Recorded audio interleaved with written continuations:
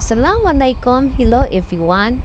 Dahil sa Ramadan ngayon, ipapakita po sa inyo kung paano gumawa ng shorba. Ito ay siniserve during breakfast.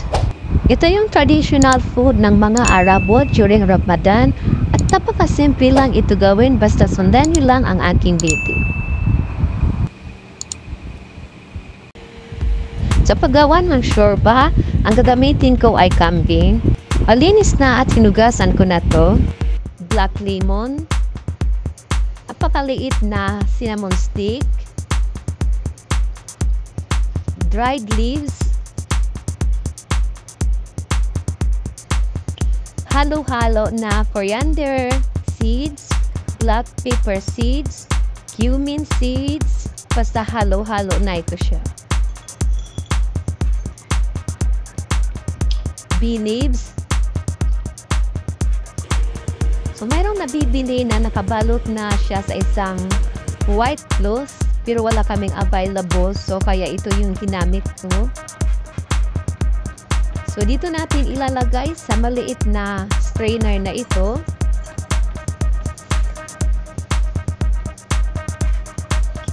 Dito sa kabila.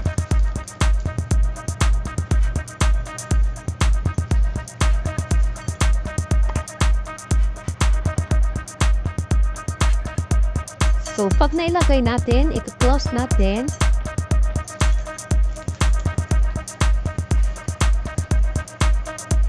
Tapos may lock siya dito maliit. So, i-flip lang natin yan. Ganito lang. Ilalagay natin ito sa ating shorba.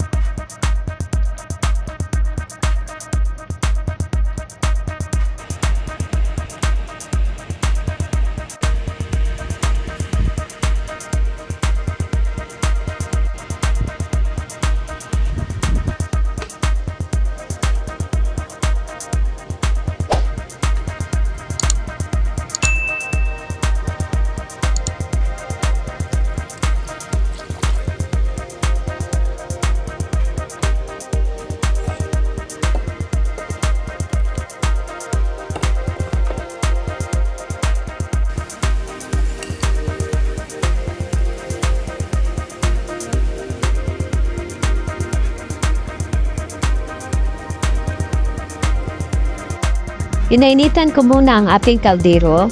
Kapag mainit na, maglalagay na tayo ng mantika. Olive oil ang ginamit ko. Kapag mainit na ang ating mantika, so ilalagay na natin ang ating onion. And then, igigisa natin ang ating onion hanggang sa hindi magiging light golden brown. So, kapag ganito na ang texture ng ating onions, maglalagay tayo ng garlic. Nilagay ko ay minced garlic. And then, haluin natin. Igigisa natin ang ating garlic hanggang sa hindi lumabas ang kanyang umakamoy.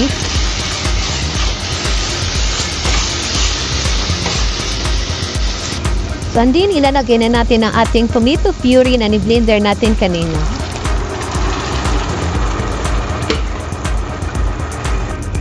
And then, haluin natin. So, ipapadry natin ang ating sauce.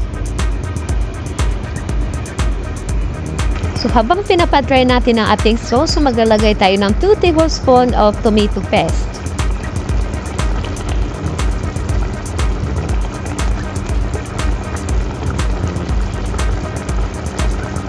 Then, maglalagay tayo ng magic cube na 1 piraso. Then, maglalagay din tayo ng 1 tablespoon of salt. And then, i-mix natin hanggang sa hindi mag-dissolve ang ating magic cube.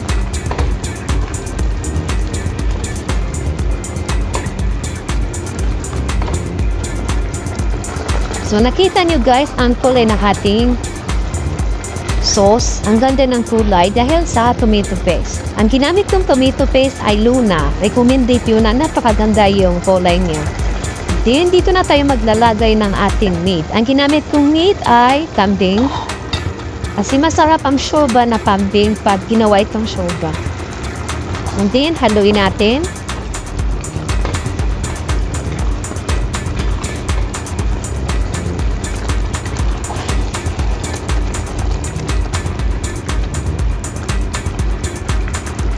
Then, ilalagay natin ang black lemon. Kailangan natin ilagay muna yung black lemon kasi pag ito'y late, lilitaw siya. So, ilalagay na natin ang black lemon. So, ilagay natin sa ilalim ng ating meat.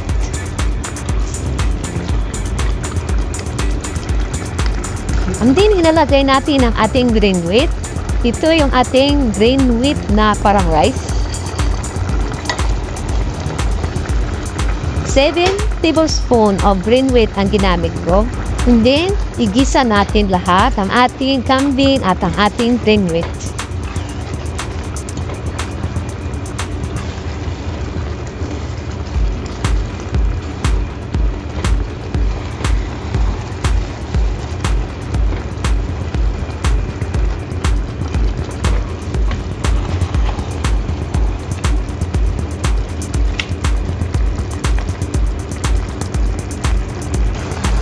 Pa-dry muna natin ng konti ang ating mixture para mag-absorb yung mga spices na nilagay natin bago natin lagyan ng tubig.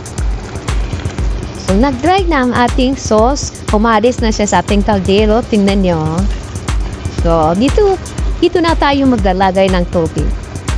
Maglagay tayo ng 2 glasses of water.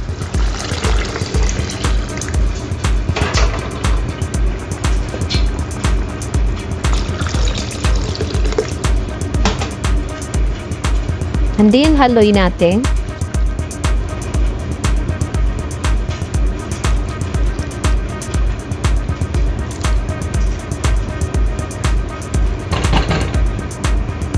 So, ilalagay na natin ang ating mga spices.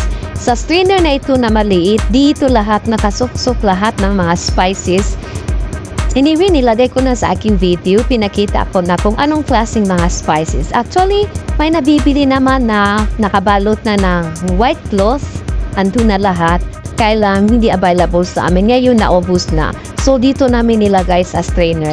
So, ilagay lang natin. Tapos, i-clip natin sa gilid ng kaldero. So, tatakpan na natin ang ating shorba. Tapos, ihintay natin ng mga 30 minutes. After 30 minutes, i-check na natin ang ating shorba.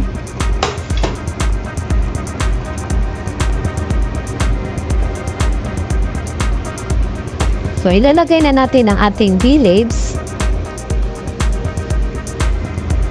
Tapos, takpan natin hanggang sa maluto yung ating kambing. So, i-check na natin ang ating shorba.